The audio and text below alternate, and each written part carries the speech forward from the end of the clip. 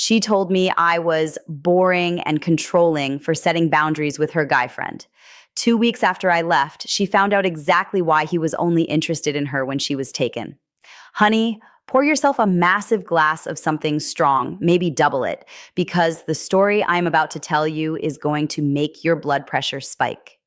We are talking about the absolute peak of gaslighting, the audacity of just friends, and a karma delivery so swift and delicious you'll want to frame it on your wall.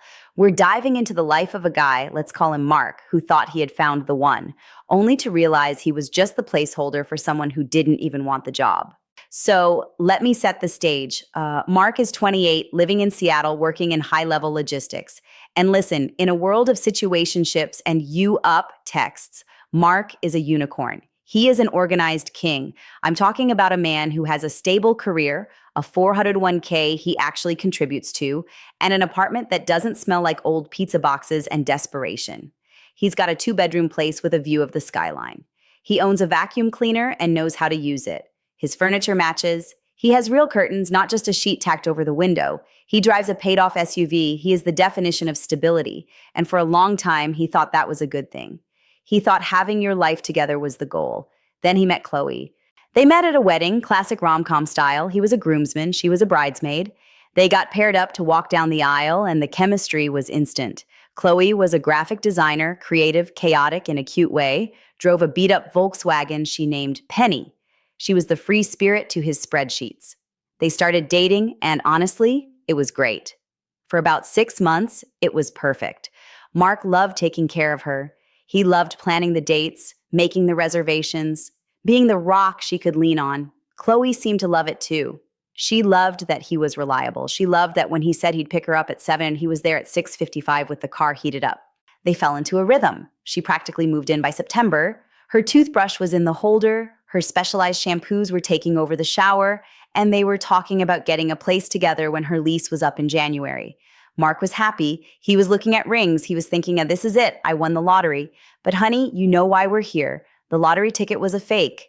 The shift happened in October. The leaves started changing, and so did Chloe. It started with a name drop. Oh, I ran into Liam today. Liam. Let me tell you about Liam. Liam is that guy from high school who never really grew up, but calls it a lifestyle choice. He works part-time at an outdoor co-op, lives in a van down by the river during the summer, and thinks 9-to-5 jobs are soul-sucking prisons. He's the guy who wears a beanie in August and thinks not having a plan is a personality trait. Apparently, Liam had just moved back to the city. Chloe and he grabbed coffee, totally innocent, right?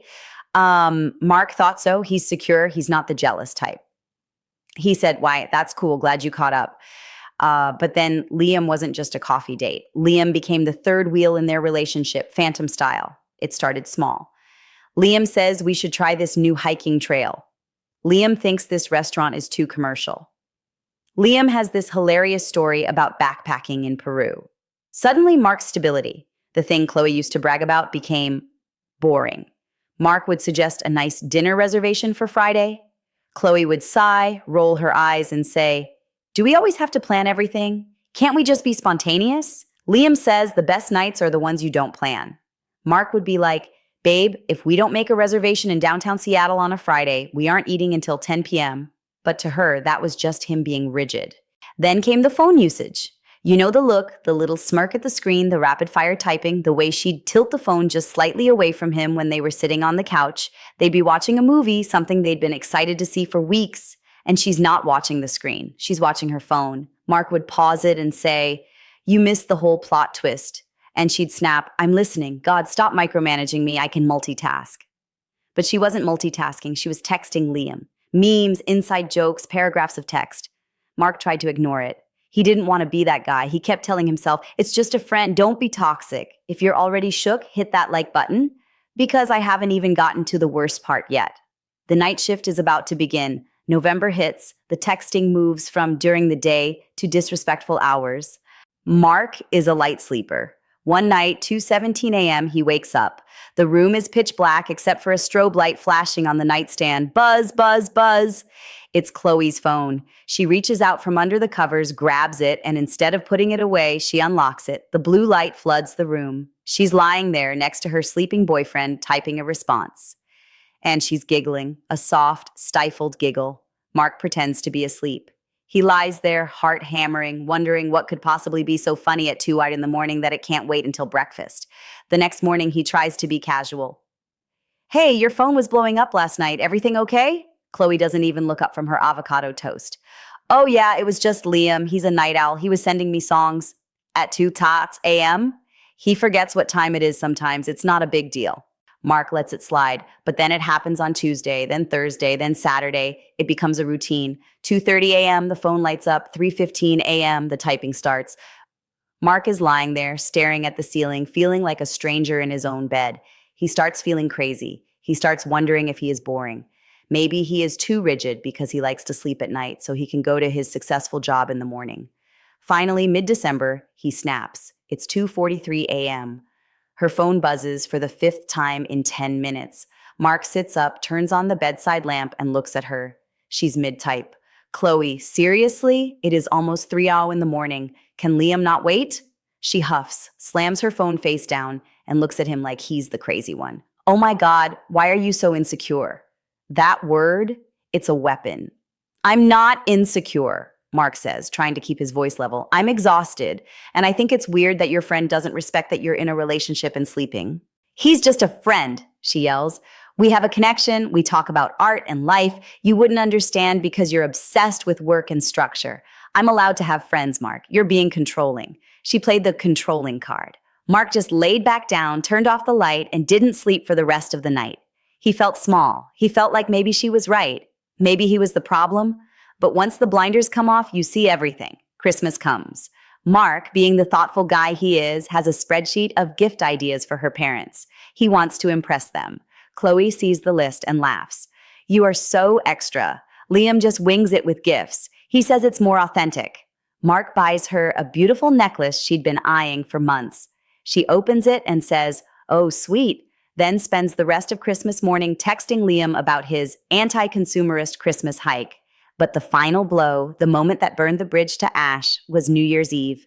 They had plans, big plans, tickets to a black tie gala at a hotel downtown, expensive tickets. Mark had bought a new tuxedo. Chloe had a dress. They had a hotel room booked so they wouldn't have to drive. It was supposed to be their night. December 30th. Chloe walks into the kitchen while Mark is making dinner. She looks annoyed. So, she starts, leaning against the counter. I was talking to Liam. Mark freezes. Okay? He's having a bonfire at the beach, just a small group. Acoustic guitars, wine, watching the stars. It sounds really magical. Mark puts down the knife. Okay, sounds fun for him. Well, she pauses. I told him we might stop by. Chloe, we have tickets to the gala. We have a hotel room. I spent $400 on these tickets. I know, she groans, throwing her head back. But the gala is going to be so stiff. It's just suits and small talk. Liam's thing is real. It's spontaneous. Don't you want to start the new year doing something authentic? I want to start the new year doing the thing we plan to do for 2 months, Mark says. I want to wear the tux. I want to dance with you. I don't want to sit in the sand freezing while Liam plays Wonderwall on a guitar with 3 strings. She explodes. You are so stifling. You just hate him because you're jealous. You can't stand that I have a friend who actually knows how to have fun. You're trying to trap me in this boring, planned-out life. I'm trying to take you on a date. I'm not going to the gala, she says, crossing her arms. I'm going to Liam's. You can come or you can go to your fancy party alone. And in that moment, the fog cleared.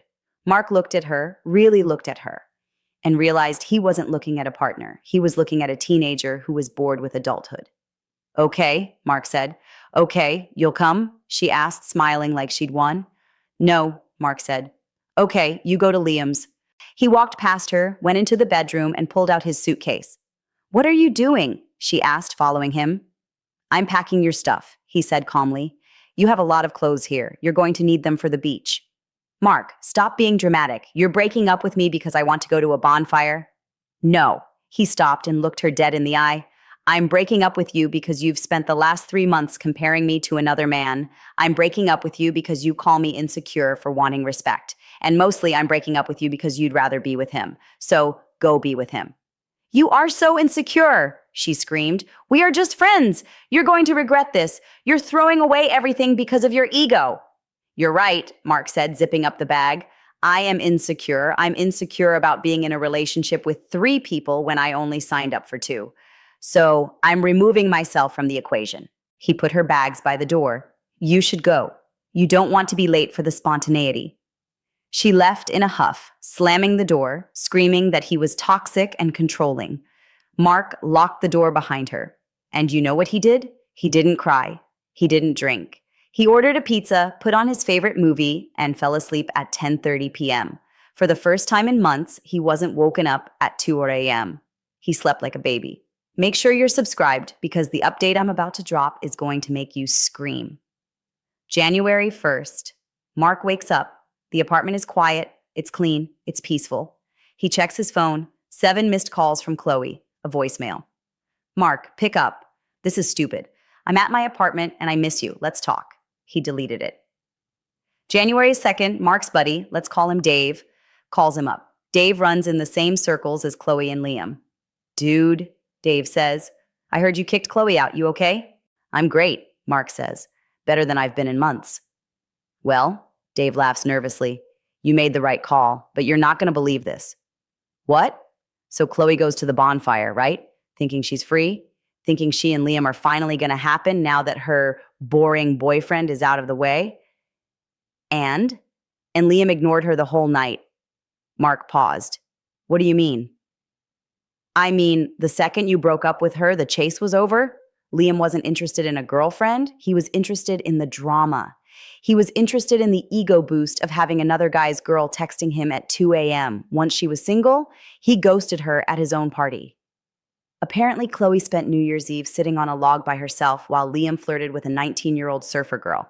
But wait, it gets better. Mid-January, Chloe's lease is coming up. Remember, the plan was for them to move in together. She had given notice at her old place because she assumed she was moving into a luxury condo with Mark. Now, she's scrambling. Mark gets a text. Hey, I know things are weird, but are we still looking at apartments? I really need to know because my landlord already rented my place out for Feb 1st. The audacity, the sheer unmitigated gall to ask the man you dumped for a bonfire if he still wants to co-sign a lease with you. Mark replied with 2 words. No, good luck. He blocked her number. 2 weeks later, Mark is at the grocery store. He's looking good. He's joined a new gym, not a climbing gym, thank God, and he's glowing up. He turns the corner into the cereal aisle, and there she is. Chloe. She looks tired, dark circles, wearing sweatpants that have seen better days. She spots him and freezes. Mark, she breathes out. Mark nods. Chloe. She rushes over, invading his personal space. I've been trying to reach you. You blocked me. Yeah, Mark says. I did. We need to talk, she says, eyes welling up. I made a mistake, a huge mistake. Liam is a jerk. He's a child. He stopped texting me the week after we broke up. He said he didn't want anything heavy right now. Mark just looks at her. He feels nothing. No anger, no sadness, just pity.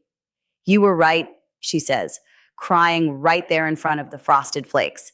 I was stupid. I took your stability for granted. I miss us. I miss our life. Can we please just get coffee and talk? Mark looks at her cart. It's full of instant noodles and wine. Then he looks at his cart. Steaks, fresh veggies, a bottle of nice whiskey. Chloe, he says gently, you called me insecure for 3 months. You told me my life was boring. You chose a bonfire over our anniversary. I know, I'm sorry. The thing is, Mark says, leaning in close, I'm not insecure anymore. I'm very secure in the fact that I don't want to be with you. You wanted spontaneous. You wanted unplanned. Well, being single and homeless in 2 weeks seems pretty spontaneous to me. Good luck with that. He pushed his cart past her and didn't look back.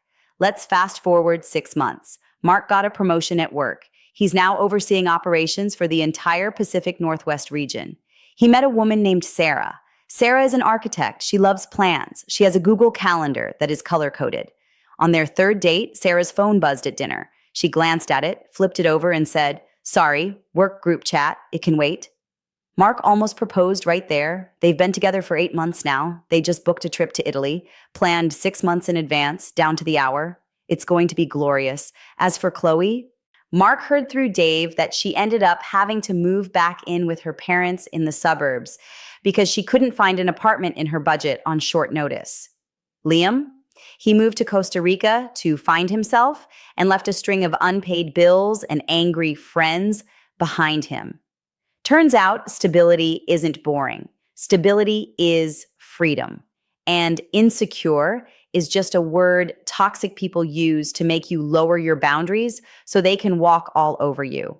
So here is my question for you guys in the comments. Have you ever had a partner who had a friend they swore was innocent only to find out you were right the whole time? Or are you the type who thinks 2 a.m. texts are normal? Let me know because I am dying to read your drama. Don't forget to like, subscribe, and stay secure, honey. Peace.